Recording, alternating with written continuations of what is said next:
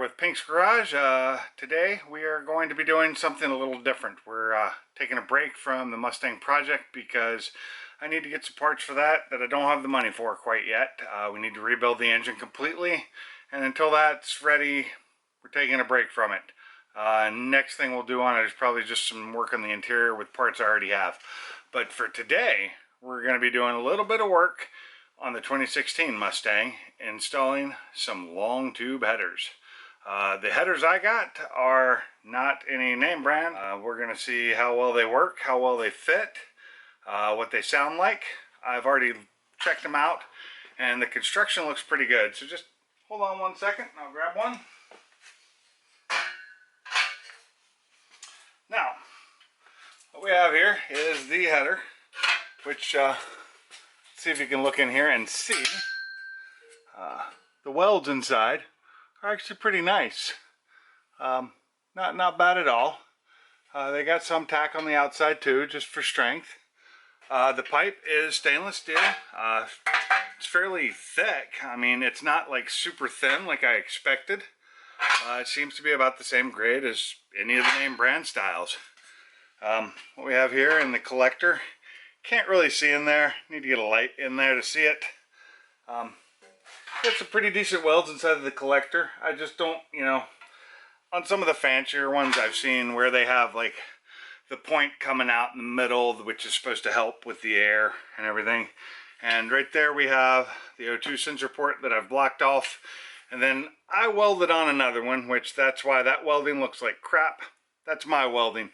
That was actually done with a stainless stick, and I'm not even sure that it doesn't have holes in there. I mean, I've checked it as well as I could, but that is, I relocated the bungs so that and when I run E85 I won't kill my O2 sensors.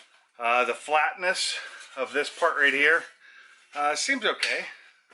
I mean, I haven't put like a straight edge on it or anything, but just viewing it by eye, it looks pretty good. And I think any work with any work once I tighten down the bolts and stuff should be fine. And looking at it on this side, I think with this side I'll be able to use the studs that are actually in the car and just use the bolts and studs that came with it.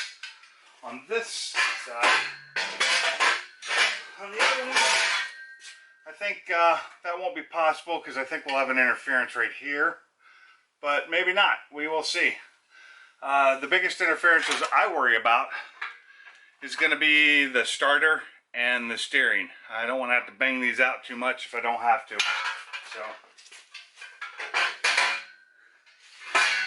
So that's what we have to do today, and to connect those to the rest of my exhaust system, I bought the BBK mid pipes, which are actually more expensive than those headers.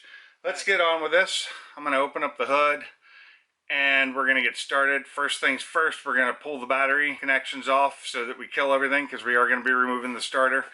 I also want it to reset the cam, that's KAM, so that when it relearns with the exhaust being a little bit different and the O2 sensors reading a little different, I shouldn't have too much of a problem. I may end up having to do some other stuff, but right now I have a basic Lund tune on there just for the 2018 intake manifold I have put on. So that's better input. My outflow should be a little bit better with these than it is currently without the cats in the way. I already have an X pipe underneath. I will be keeping that, and I still have the stock mufflers on there. Probably going to keep those for now. Actually, what I'm going to do is add my GT350 cold air intake that I have, install my 47-pound injector so I can start running E85. Because the MAF is a larger area on the 350 intake, I'm going to have to get a new tune for that, plus 47-pound injectors. And I'm not going to run E85 all the time, so I have to get the tune for that so that I can have the flex tune. But like I said, first things first, we're going to remove the battery. I'm actually going to take my battery out and set it on a charger because my car sat for months and the battery got a little weak. It should be fully charged now, but I'm just going to put it on a trickle charge, just a maintenance charge, to make sure it has a nice charge for when I put it back in. The other thing I'm going to take off in the engine bay is the strut tower mount, just to get it out of the way. We are going to be removing the motor mounts and lifting and lowering this engine as we need. We're going to be doing this all on jack stands, so once I get done up top, if I have to work anything up top, I'll be doing it from a small ladder because it's going to be up pretty high, because I'm going to use my 6-ton jack stands underneath it instead of the little 2 tons. I want to have this thing up high enough that I can work under it comfortably, but not too high that I can't keep the hood up. It's the same jack stands I used when I replaced my clutch, which I don't think I got video, because I think I did that before I really was doing videos for YouTube. So I'm sure if any of you actually own a Mustang and have ever worked on it before, you know how to take this off. Usually there's some clips you got to pull, but I don't have them on mine because they're a pain in the ass to keep on there and they keep falling out. So I don't have that. So we're going to need to loosen these up, and I believe it is a 10 millimeter. It is 10 millimeter socket just to pull these cables off. And like I said, I'm going to be removing my battery just so I can put it on a trickle charger, because it was unmaintained for quite some time. And I just loosened the wrong screw, the wrong nut. They're both 10s. And loosen the one that'll actually get it loose. There we go.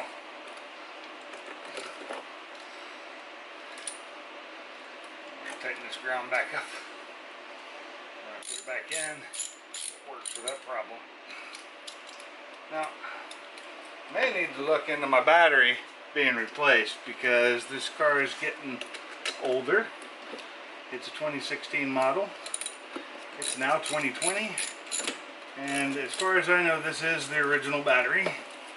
So, yeah. Another good reason for taking both off is to get that out of my way, so I can pull this off fairly easily. Now, what do we need to pull the battery out? Need something smaller. That looks like a 7 or an 8. 7 here. Too small, must be the 8.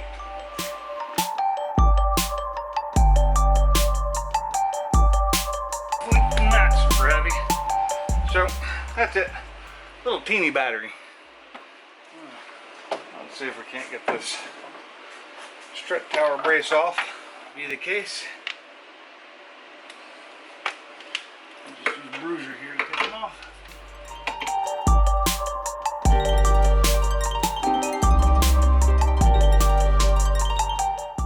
Other thing we need to remove is the cold air intake.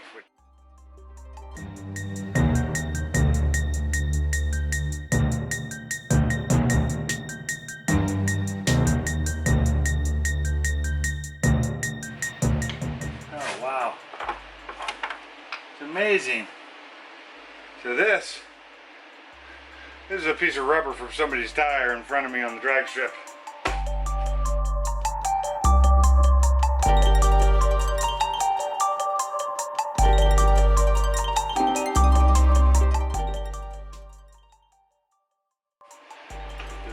Put it right back where it came from so we don't lose it.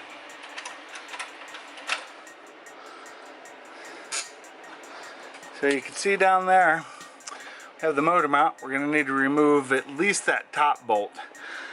This side is the easier one to get to. So let's see what it looks like on the other side. Sometimes hard to get in and out of things. Let's see, so on this side, a lot less room. So this is the fun side. This is where the starter is. This is where the air conditioning is.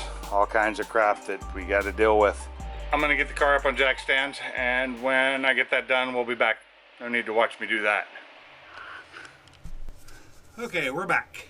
Once we get this cat out of the way, we're gonna pull the starter. So, time for some fun.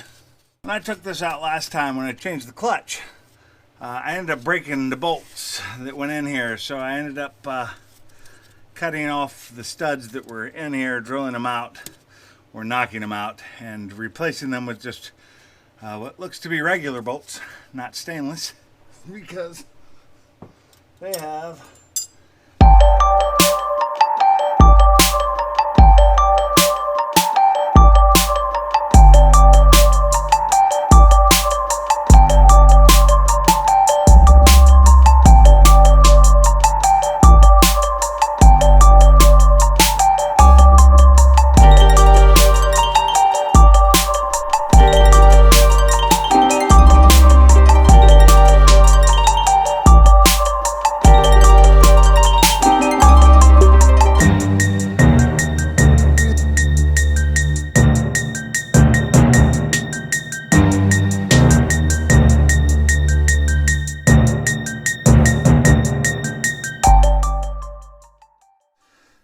So here we go. I finally got that stupid cat off. Now I need to get this wire connection loose, so I got to follow it up to where it goes for when we take the manifold off, so I can get that O2 sensor out.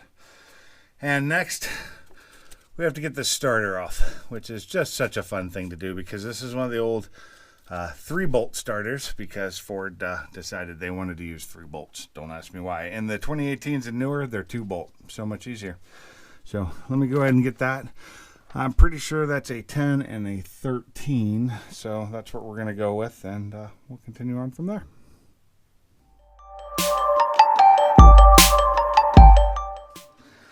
So this last one up here is trying to be hard to get to, and it's actually proving to be quite difficult, as usual. So let's try a little wobble on here.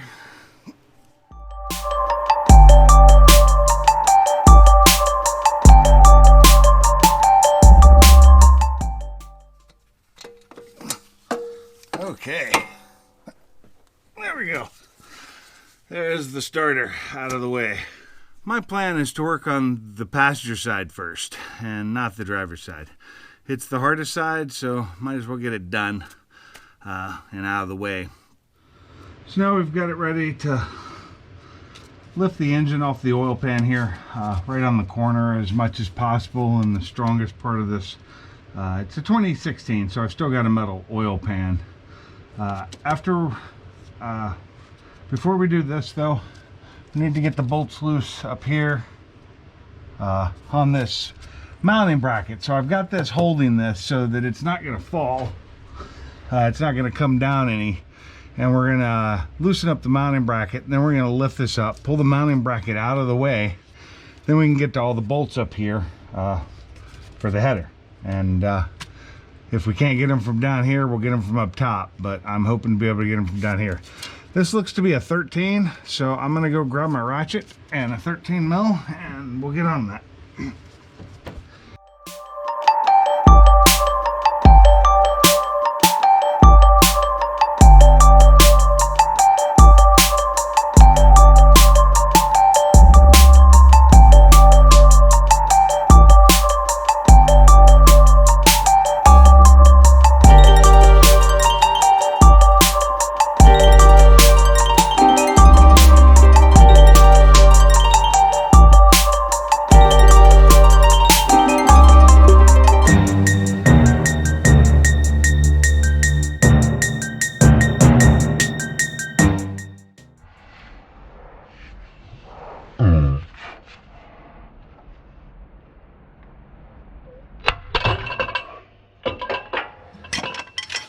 Yeah.